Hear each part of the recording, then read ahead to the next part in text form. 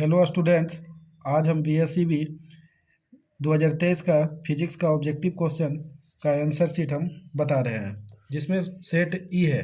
ये देखिए सेट ई है, इसका आंसर शीट हम बता रहे हैं। क्वेश्चन नंबर 1 देखिए, इसमें कहता है कि जब प्रकाश स्रोत और पर्दे के बीच की दूरी बढ़ा दिया जाए तो फ्रिंज की चौड़ाई क्या होगी। तो इसका जो आंसर होगा ये होता है कि बढ़ती है। ये रेड कलम से जो हम टिक मार रहे हैं ये आपका आंसर सही होगा, ये बढ़ती है, और जो कि एकदम 100% सही है। रेडियो सक्रियता के नेक्स्ट क्वेश्चन देखते हैं कि रेडियो सक्रियता का मात्रक क्या है। तो रेडियो सक्रियता का जो मात्रक होता है ये क्यूरी होता है। ऑप्शन नंबर ये बी है, ये रेड नंबर से। अगले क्वेश्चन पर आते हैं। अगले क्वेश्चन कहता है क्वेश्चन नंबर 3 कि निम्नलिखित में से किसकी वेदन क्षमता सबसे अधिक होती है। तो सबसे वेदन क्षमता ये गामा किरण की होती है, यानी ये रेड, ये ऑप्शन नंबर सी हो गया। अगले क्वेश्चन आते हैं, टीवी प्रसारण के लिए किस आवृत्ति प्रास का उपयोग होता है। तो टीवी प्रसारण के लिए 30 MHz से 300 MHz का उपयोग होता है, यानी ऑप्शन नंबर 4 का सी हो गया। क्वेश्चन नंबर 5 के लिए, किसी भी प्रिज्म की बन विक्षेपण क्षमता निर्भर करती है प्रिज्म के पदार्थ की प्रकृति, यानी 5 का बी हो गया आंसर, इसका आंसर 5 का बी। क्वेश्चन नंबर 6 है, लेजर क्रिया के लिए आवश्यक है। लेजर क्रिया के लिए जो आवश्यक होता है ये संख्या परिवर्तन होता है, यानी ऑप्शन नंबर डी, 6 के डी। 7 नंबर है कि प्रकाश अनुप्रस्थ तरंग है क्योंकि यह प्रदर्शित करता है ध्रुवन की घटना। प्रकाश अनुप्रस्थ तरंग है क्योंकि यह प्रदर्शित करता है ध्रुवन, यानी 7 का बी नंबर। क्वेश्चन नंबर 8 है कि परावैद्युतांक का एसआई मात्रक। परावैद्युतांक का एसआई मात्रक जो होता है ये कूलाम स्क्वायर प्रति न्यूटन मीटर स्क्वायर होता है, यानी ऑप्शन नंबर डी, 8 का डी हो गया।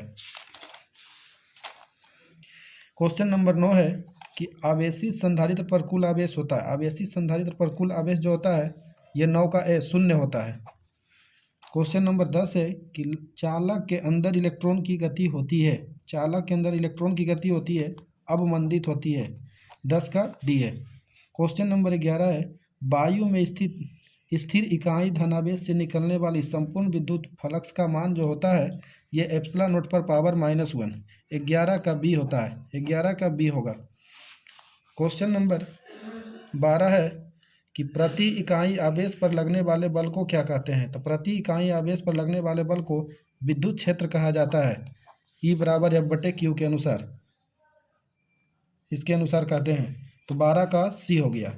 13 नंबर क्वेश्चन है कि आवेश का परिमाणीकरण दर्शाता है कि, आवेश का परिमाणीकरण दर्शाता है कि आवेश को नष्ट नहीं किया जा सकता, यानी 13 का ऑप्शन नंबर बी, 13 का बी। क्वेश्चन नंबर 14 है, विद्युत क्षेत्र रेखाओं से जानकारी प्राप्त होती है।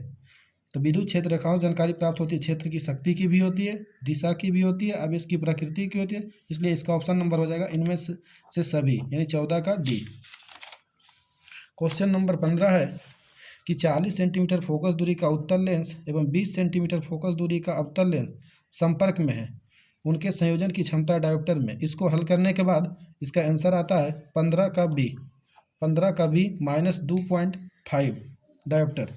क्वेश्चन नंबर 16 है कि व्यतिकरण की घटना का कारण है। तो व्यतिकरण की जो घटना का कारण होता है ये तीव्रता में परिवर्तन होता है, यानी 16 का डी। 17 नंबर क्वेश्चन है, 17 नंबर का है कि ध्रुवित प्रकाश उत्पन्न करने के लिए किसका प्रयुक्त किया जाता है, किसको प्रयुक्त किया जाता है। तो ध्रुवित प्रकाश उत्पन्न करने के लिए निकोल प्रिज्म का उपयोग किया जाता है, यानी 17 का option number C. Question number 18 है कि ये किसका प्रतीक है। ये जो सिंबल होता है ये डायोड का होता है, यानी 18 का ए। क्वेश्चन नंबर 19 है, 19 में है कि ट्रांजिस्टर के प्रवर्धन गुणांक की इकाई होती है। तो ट्रांजिस्टर के प्रवर्धन गुणांक की इकाई नहीं होती है, यानी इसकी मात्रक नहीं होती है, यानी 19 का डी हो गया। अब क्वेश्चन नंबर 20 में आते हैं, निम्न में से कौन सा तर्क द्वारा सार्वजनिक तर्क द्वार है। NAND गेट को, यानी 20 के डी को NAND गेट को तर्क द्वार, यानी सार्वजनिक तर्क द्वार कहा जाता है। क्वेश्चन नंबर 21 में आते हैं कि UHF आवृत्ति की तरंगे प्रायः कैसे संचारित होती है। तो UHF आवृत्ति की तरंगे जो है अंतरिक्ष तरंगे द्वारा संचारित होती है, यानी 21 का डी नंबर हो गया। 22 नंबर क्वेश्चन है कि दो विद्युत आवेश के बीच लगने वाले बल को नियंत्रित करने वाले नियम को क्या कहते हैं। तो दो विद्युत आवेश आ गया, तो इसका मतलब ये कूलाम का नियम, यानी 22 का डी हो गया। क्वेश्चन नंबर 23 है कि बिंदु आवेश के कारण r दूरी पर विद्युत तीव्रता विभव का मान। तो r दूरी पर विद्युत विभव का मान, तो इस फॉर्मूला के अनुसार v बराबर 1/4 q बटे r के अनुसार ये r के व्युत्क्रमानुपाती होता है, यानी 23 का v हो गया। 24 नंबर है कि किसी चालक के संवहन वेग vd तथा आरोपित विद्युत क्षेत्र E के बीच संबंध क्या होता है, तो vd समानुपाती E होता है, यानी 24 का E नंबर। 25 है 64 समरूप बिंदु जिनमें प्रत्येक की धारिता 5 माइक्रोफैराड है मिलकर एक बड़ा बूंद बनाता है, बड़े बूंद की धारिता क्या होगी। इस प्रश्न को सोल्व करने के बाद इसका आंसर आता है 20 माइक्रोफैराड, यानी 25 का डी नंबर। 26 नंबर क्वेश्चन है कि विभव मापी से मुख्यतः क्या मापा जाता है, तो विभव मापी से मुख्यतः विभवांतर को मापा जाता है, यानी 26 का सी नंबर। 27 नंबर है अगर दो आवेशों के बीच की दूरी बढ़ाई जाती है तो उनकी वैद्युत स्थितिज ऊर्जा क्या होगी, तो दो आवेशों के बीच दूरी बढ़ाने पर उनकी वैद्युत स्थितिज ऊर्जा घटती है, यानी 27 का ऑप्शन नंबर ए।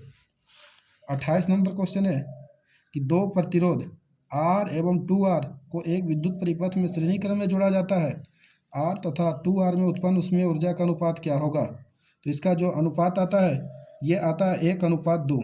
इसको हल करने के बाद आता है 1:2, 28 का ए। 29 नंबर क्वेश्चन है कि जब किसी कुंडली में धारा 0.1 सेकेंड में 5 एम्पियर से 2 एम्पियर में परिवर्तित होती है तो 50 वोल्ट का औसत वोल्टेज उत्पन्न होता है, तो कुंडली का स्वप्रेरक क्या है, तो इसको हल करने के बाद आंसर जो आता है 29 का ए आता है, यानी 1.67 हेनरी। क्वेश्चन नंबर 30 है कि द्वितीयक तरंगिका का अवधारणा किसके द्वारा की गई थी, तो द्वितीय तरंगिका का जो अवधारणा दिया गया था ये हाइगेंस के द्वारा दिया गया था, यानी 30 का ऑप्शन नंबर सी हो गया हाइगेंस। अगले क्वेश्चन में आते हैं, फोटो इलेक्ट्रिक प्रभाव में प्रकाश विद्युत धारा स्वतंत्र है, तो फोटो इलेक्ट्रिक प्रभाव में प्रकाश विद्युत धारा स्वतंत्र जो होता है ये आपतित प्रकाश की आवृत्ति के, यानी 31 का ये डी हो जाएगा। 32 नंबर क्वेश्चन है कि दृश्य स्पेक्ट्रम के रंगों में किसका अधिक तरंगदैर्घ्य होता है, तो दृश्य स्पेक्ट्रम के रंगों में जो तरंगदैर्घ्य सबसे अधिक होता है ये लाल रंग का होता है, यानी 32 का ऑप्शन नंबर ए। 33 नंबर किसी परमाणु के नाभिक बना होता है, तो नाभिक में होता है प्रोटॉन और न्यूट्रॉन, इसलिए इसका आंसर हो जाएगा 33 का डी नंबर, 33 का डी नंबर। क्वेश्चन नंबर 34 है केवल धारिता युक्त प्रत्यवर्ती धारा परिपथ में धारा एवं वोल्टता के बीच कलांतर होता है, तो धारा एवं वोल्टता के बीच जो कलांतर होता है ये 90 डिग्री होता है, यानी 34 का ऑप्शन नंबर बी। 35 नंबर है निम्नलिखित में किससे विद्युत चुंबकीय विकिरण का तरंगदैर्घ्य न्यूनतम होता है, तो तरंगदैर्घ्य जो सबसे न्यूनतम होता है ये होता है ये गामा किरण का होता है, ये गामा किरण का, यानी 35 का डी नंबर, 35 का D number. Nickel 36 number question है निकेल है, तो निकेल जो होता है ये लौ चुंबकीय होता है, यानी 36 का option number C. 35 number question है कि चुंबकीय याम्योत्तर एवं भौगोलिक याम्योत्तर के बीच के कोण को क्या कहते हैं, तो इसको नमन कोण कहते हैं, नमन कोण कहते हैं। अगर रेखा रहता तो दिक्पात, लेकिन यहाँ नमन कोण होगा। 37 का है। 38 एक युगोत्तल लेंस के प्रत्येक तल की वक्रता त्रिज्या 20 सेंटीमीटर तथा लेंस के पदार्थ का अपवर्तनांक 1.5 है, तो लेंस की फोकस तो उभयोत्तल लेंस है तो 20 सेंटीमीटर है, तो इसका 20 ही रहेगा। 50 सेंटीमीटर रहता तो 50, इसलिए ऑप्शन के अनुसार 38 का सी होगा।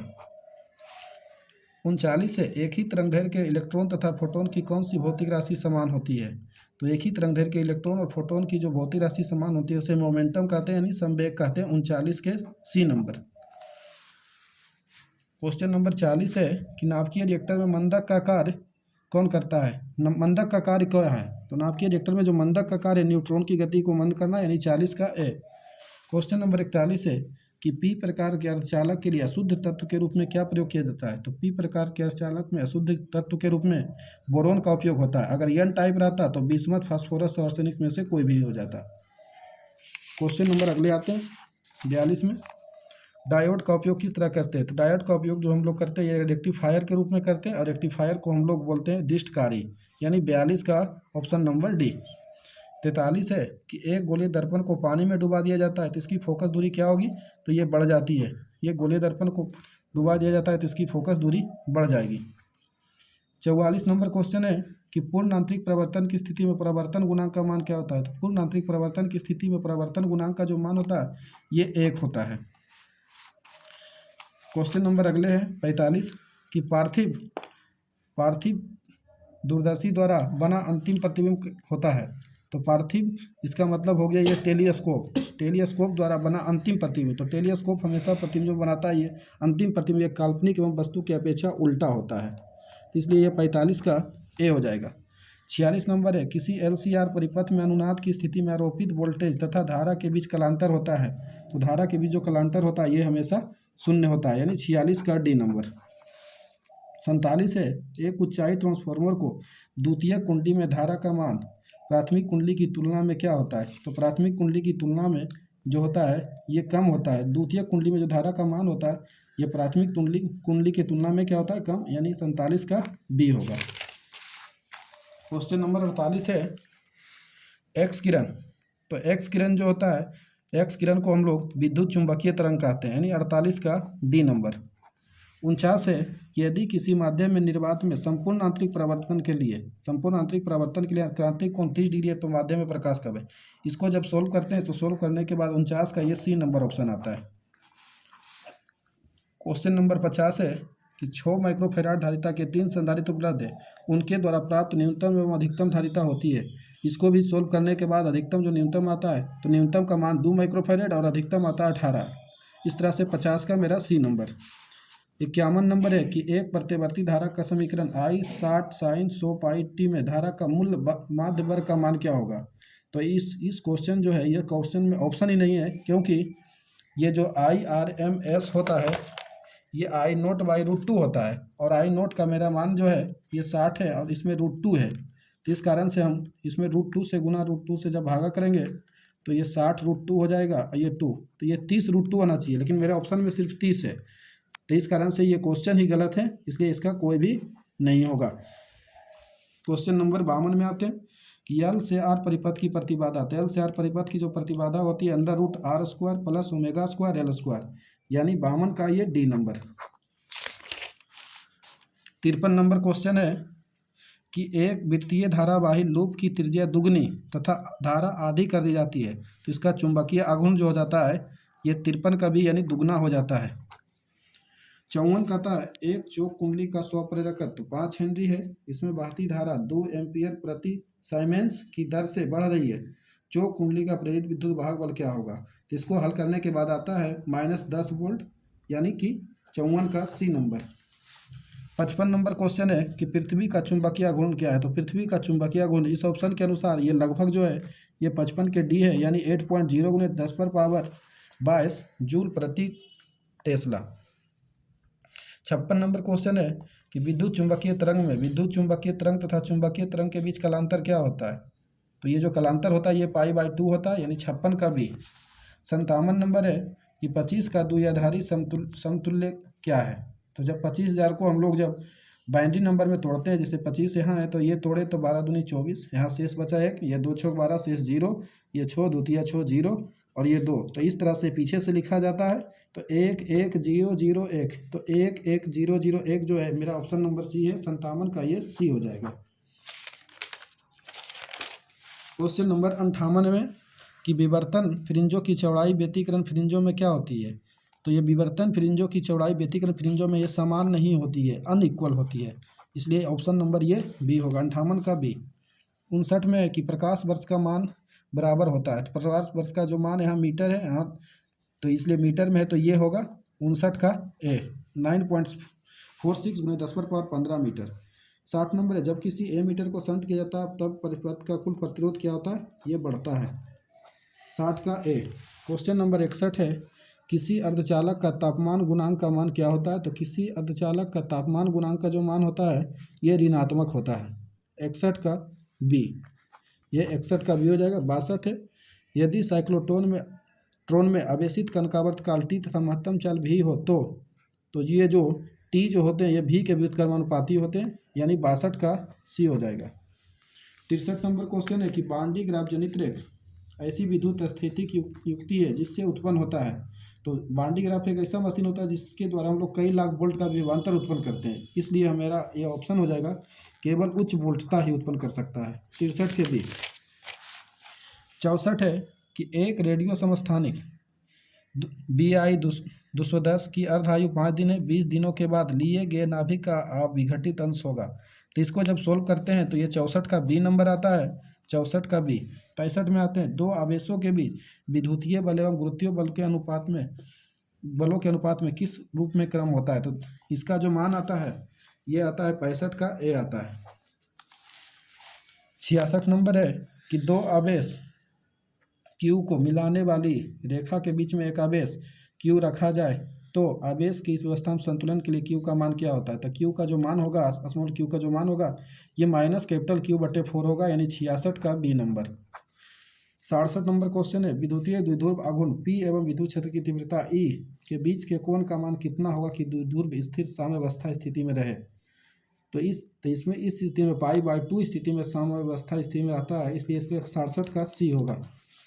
68 नंबर एक निम्नलिखित में से कौन भौतिक राशि सदिश है। तो ये विद्युत तीव्रता जो सदिश है, बाकी सब क्या है अदिश इसमें। तो 68 के डी नंबर हो जाएगा।